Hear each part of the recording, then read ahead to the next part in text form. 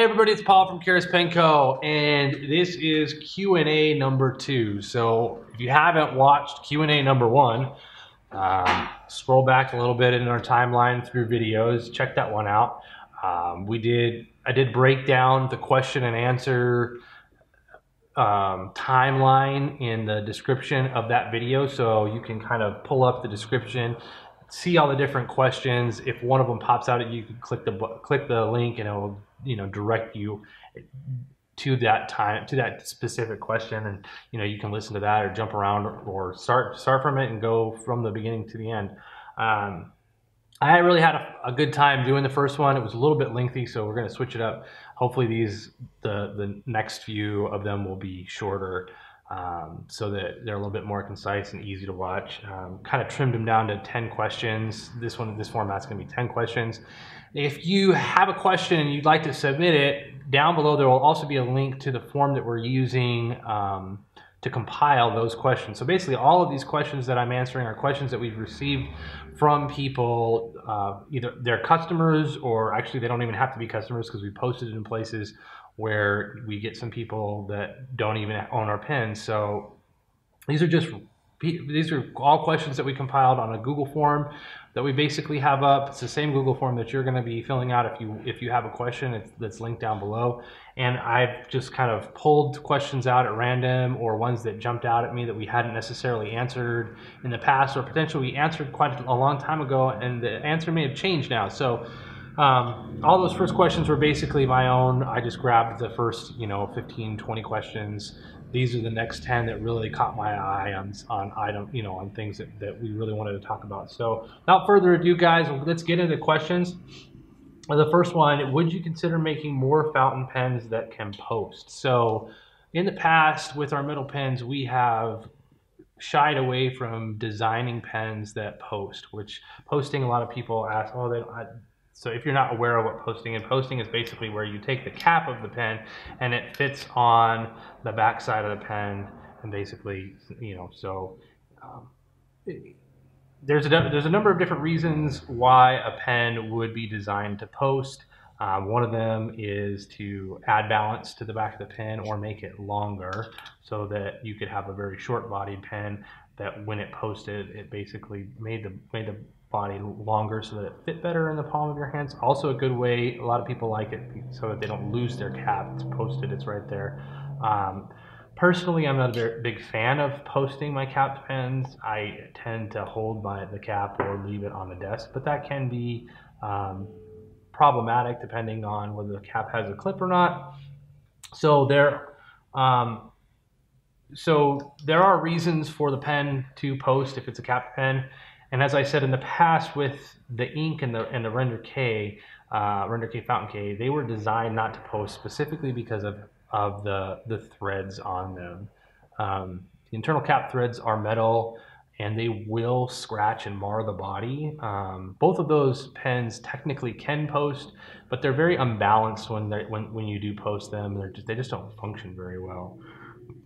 So one of the things we did when we designed the Decograph was we designed the pen from the ground up so that it would post and post comfortably. And that was the first cap pen that we designed that is designed to post and meant to post. So that is the first pen that we have. The pens that we're releasing next, the reactor capped pens, they are designed to post as well. So this is one of the prototypes of that pen, of one of the reactor pens. It is designed so that the cap does post and post comfortably. So you can expect to see more. And then we have designed more pens since then that we will be looking at making, or that are in the design and early prototyping stages that are designed to post as well. So we are definitely designing with an idea on the capped pens for them to post. We're designing mechanisms that allow them to post comfortably, allow them to post so that they don't scratch the bodies or wear through the anodize, or posting would in plastic pens would cause them to crack, the caps to crack. So we're very intentional about how we design the pens so that they don't have any problems when they post. And we're able to do that now because of where we've come from and where we are now in the process, and how we design pens and and the machines that we have. So that the short answer is yes, we will be doing that in the future. Capped pens, the majority of them will be designed to post. We may design the pens that don't post in the future to provide a much more slick design, a very more streamlined and classic looking design, but that is not what we're doing with the pens that we have coming out this year. Second question, do you have a rough plan of pen club exclusives for this year? So if you're unaware, you might be like, pen club, what is that? To briefly go over the pen club, we launched a pen club, the Karis Pen Club, back in July of 2017. It's a program where we basically sold a coin that was kind of entrance into the pen club, and then pen club members got early access to items that we were releasing. They got them at a reduced price, and we offered some other benefits to pen club members that went through all of last year, and they continue now. There will be some things that will be available to them in the next couple months as well. But it was one of the ways and it was also to grow a community. We basically have a Facebook site set up that's only for pen club members, where we interact with them on a much more face-to-face manner, and provide them with some little tidbits here and there where we send them photos of things early. They see prototype shots that we don't necessarily show other people. We do have several pen club exclusives that we're working through this year. So if you're curious about the pen club itself, it renews. We'll be selling. It'll be renewing in June. So we'll be able, if we have people that don't renew their membership, we will have more people coming in June, and then we will have pen club exclusive only, like some traditional pen club exclusives where the pen club members will have access to items that we don't have offered to the public. So if you're a pen club member, look for that in the future. You'll be able to see some of that in our direct communications with you guys. If you're not a pen club member and you're looking for how to do that, you can send us an email and I'll give you some more instructions on that. But just look for our pen club release this year, the coin release in June. June or July, we'll be selling the new coins for entrance into the pen club. Number 3, Bock nibs come in several colors. You're only offering a couple right now. Will you offer more colors in the future? So recently, Bock has expanded their nibs. We use Bock nibs, if you didn't know that, on our fountain pens, and they've expanded some of the nibs, specifically their number 6 250 nibs, to a much wider variety of colors and materials and what have you. And in the past, we've carried. So I'll go down the list of what we currently offer in those nibs. We currently offer polished steel, two-toned, black lacquer, titanium, and 14 karat gold. Bock, in the past we offered palladium. We got rid of those. We will not carry the palladium nibs any longer. Bock has since added red lacquer and rose gold plated and yellow gold plated, 18 karat flash slit, 18 karat rose gold, 18 karat white gold. They also have platinum nibs. So there's a bunch of the surface finishes and materials that we don't carry. At this time, we're discontinuing and will no longer carry the black nibs. Like, once we're sold out of what we have in stock, we will no longer carry the black nibs. And that's the same with the red nibs. We won't get the red nibs either.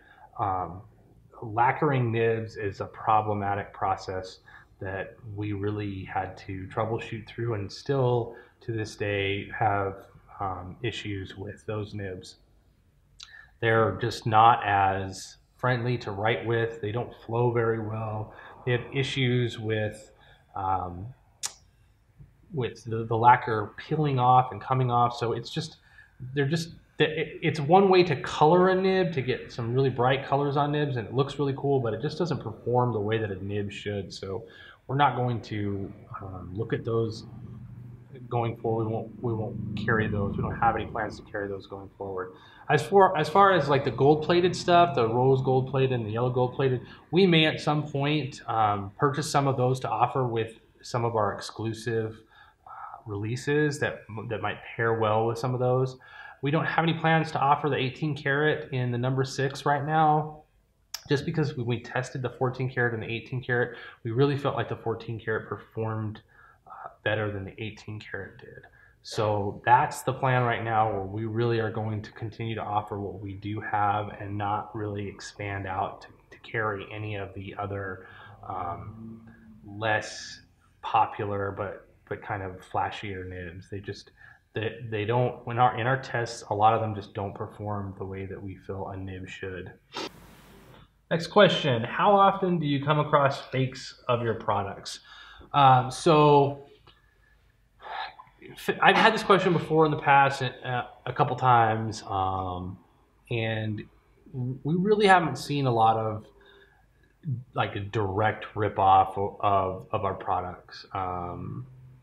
We don't have patents on our products, on our pens, and we did have some design patents on some earlier products that we released, as some non-pen products that we released, but we don't have them on our pens. One of the reasons why is our design is very unique. We feel when people see our product, they kind of know it's a Keras pen. It's one of the reasons why we don't, outside of the Decograph, we don't really even brand our pens. Our boxes are branded, and our advertising material and the stickers and what have you are branded with our, with our likeness and our name, or the case shield, or some element such as that, so it's a Keras product. But a lot of the specific elements that we designed speak very much of our own company, being that we were one of the first companies to enter into the metal fountain pen, machine pens, metal pens market when it kind of revitalized. We went out of the way to put some very unique design elements on our pens, because there wasn't a lot of it being done. We were like the second or third metal pen that really kind of got out there that revitalized the metal pen community.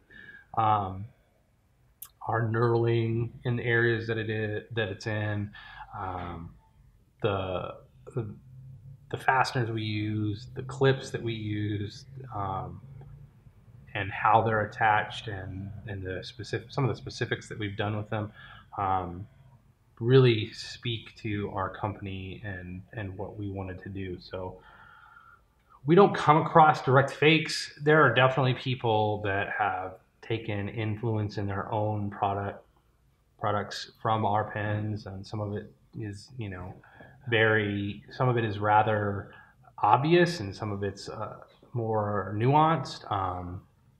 And that's just the way it's going to be with items like this. Like, you're not going to come up with a truly unique design. People have been making and manufacturing pens for over 100 years, and getting a truly unique design element is relatively difficult to do. So we don't really feel like there's a lot of fakes out there. We don't really feel like there's a lot of blatant copycats or people that are directly like pulling from us. So it's not one of the things that we're really worried about. We see very often. If you've seen them and we're not aware of them, we also don't go looking for them either. So it's not one of the things where we're searching the internet to see if somebody has directly copied our brand, and is producing a version of the retract that looks exactly like our pens, or nearly exactly like our pens. If you've seen stuff like that, shoot us an email and include it in there. We love looking at stuff that that has been influenced by or has taken elements of our design and implemented it. But as far as true fakes or copies, really don't see that. Do you specify some property that the ink must have for your fountain pens? So this question, I'll kind of expand on this question a little bit. We don't specify, like we don't say like the ink has to have this.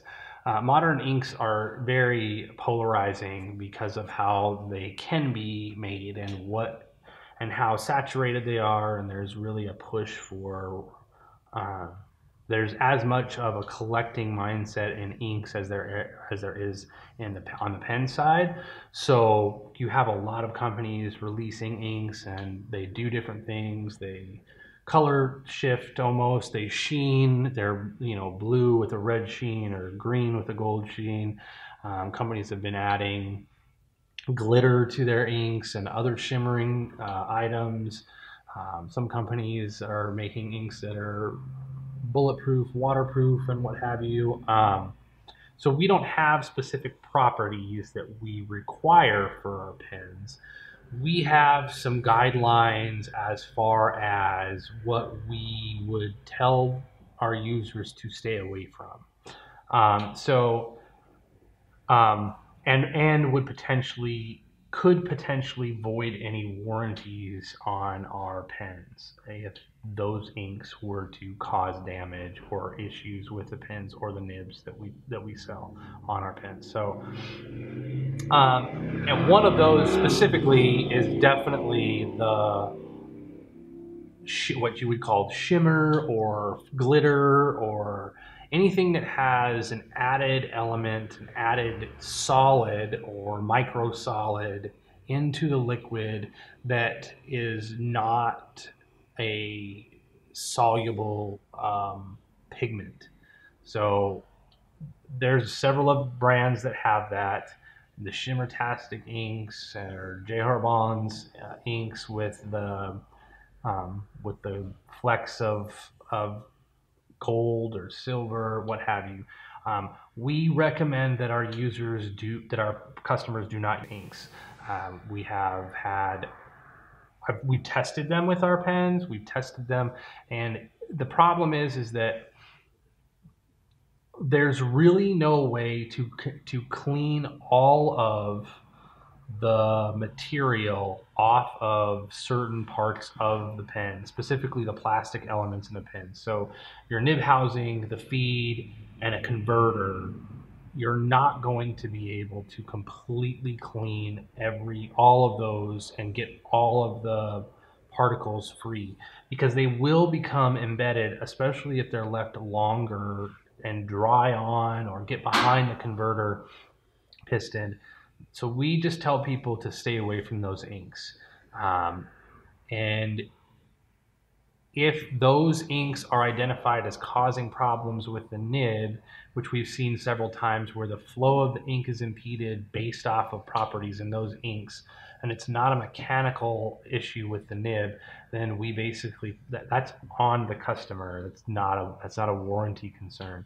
As far as other inks that are out there, the majority of them are relatively safe. Some of the more saturated waterproof inks can stain, especially the raw metals like brass and copper. They will stain those, and those stains will not be able to be taken off without actually taking off layers of the metal itself.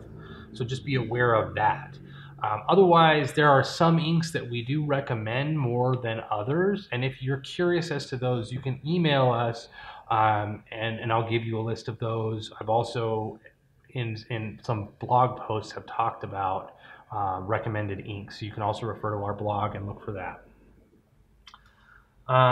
So this is a warranty question, but I think it's a good one that we might cover. It's specific to a discontinued product, so this will apply to any of our discontinued products. This one specifically is, will my K-series pen with the black Delrin body be able to get repaired or replaced if I needed to, if you don't have them anymore? So the K-series Delrin bar stock pens, were discontinued and we no longer carry them. And then we're currently discontinuing the mini K and clearancing them out as well. And here's the thing. So we have lifetime service on all of our pens. If you run into an issue on our frequently asked question page on number 4 in the returns and exchanges portion, there is a service form there that you can click on and print out, fill it out, and you can send your pen in to us for any reason whatsoever to have service done on it. So if you feel like the nib is not writing properly and you want us to tune it, send it in to us. We'll tune the nib and send it back to you. If there's issues with your pen, we'll repair or replace anything that needs to be repaired and replaced. If it's a warranty issue, we do that for free. If it's damage that was done to the pen by the user, we'll get in contact with you and basically give you options on what we can do to fix the issue. On pens that we are discontinued, we do keep a small amount of stock of some of those pens around so that if we need to replace them, we can replace them. But in a situation where several years down the road, you run into a situation where the Delrin pen, something happens to it and you contact us, and we don't have any, what we would try to do is we would try to work with you where we get you a pen of equal or greater value as a warranty exchange. So we're not going to leave you high and dry. It is our goal to make sure that you have a working pen, whatever that is at the time. So if it's maybe swapping it out for something that we have a current stock that would work for you, you just have to contact us, send us an email, or fill out the service request form and send your item in to us. We're going to take care of you if you purchased or won your product, if you purchased it from one of our retailers, or even if you purchased it secondhand on on eBay from somebody. We'll still definitely honor any kind of warranty claims on the pen, and we'll work with you to try to get that pen working again. All right, any plans? So this is a great question, and I really, let me just ask the question and then we'll get into it. Are there any more plans for a quote-unquote feminine style and matte finish? All right, so this is a great question, one that we've kind of kicked around. So we would love to provide finishes of whatever style that you want. The big thing is like, to be quite honest with you, the shop is full of a whole bunch of guys. Like there's 9 guys that work here, 10 guys that work here. So when it comes to specific styles that are in that more feminine like look or feel or what have you, we're really dependent on our customers to tell us kind of what you guys are looking for. So this was sent to us by one of our female customers, and I do get this question frequently, and my response is we want to provide you with that. And so, hey, in the comments below, tell us what that is. Tell us what you would like to see, because if it's within our power to do it, we have enough people that want it, we will absolutely provide it to you. We are not in the process, and we're not in, about like not providing customers with product that they want. We tend to not put out product, some specific product, because it doesn't sell. Like we've tested different colors and they just don't sell. So we end up canceling, discontinuing those colors or not carrying those finishes anymore in the future. But where this comes in, like we just need you guys to tell us. Because it's not something that we are necessarily in tune with as much as you are. So if there's something that you'd like to see, post it in the comments below or send us an email and give us some ideas, and we will, if it's within our power to track it down and source it, we'll absolutely do that. Is there a reason why you don't machine bodies and other materials, for example, silver or cast iron? So I put this question in here specifically because of the 2 metals that are referenced in it. We've covered other materials in the past, such as titanium and stainless steel, zircon and Damascus steel. We've covered those numerous times in other question and answer formats. And the answer for those materials hasn't changed. We don't have any plans at this time to pursue pens in Damascus or zircon. We don't have plans in the short run in this year to move into titanium or stainless steel. As far as silver or cast iron, to my knowledge, you really can't machine silver. Silver is something that is normally done in a jeweler setting. It's cast, it's melted and formed, and requires extremely precise work with, and a forge and tools that we don't have. Working with precious metals is not something that we are capable of doing, that we have the skill to do. You really need a skilled jeweler or a skilled metal worker that specializes in precious metals. As far as cast iron, again, cast iron, to my knowledge, and you can, if I'm wrong, I'm wrong. There are some types of iron that you can machine. Why you would want to, it would be extremely problematic in terms of breaking and cracking and being prone to rust and damage, and heavy and unwieldy.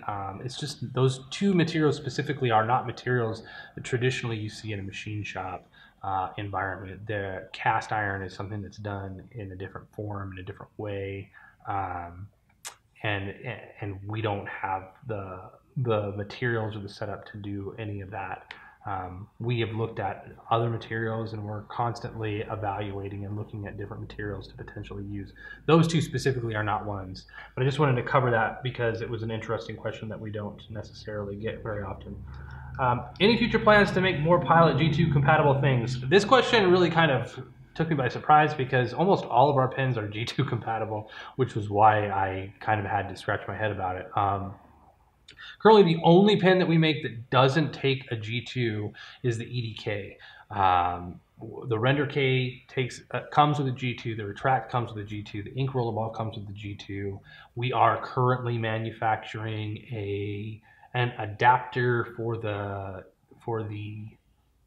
decograph that can be purchased and with the pen, and will allow you to switch to a G2 refill if you want a rollerball decograph. So that one will have it.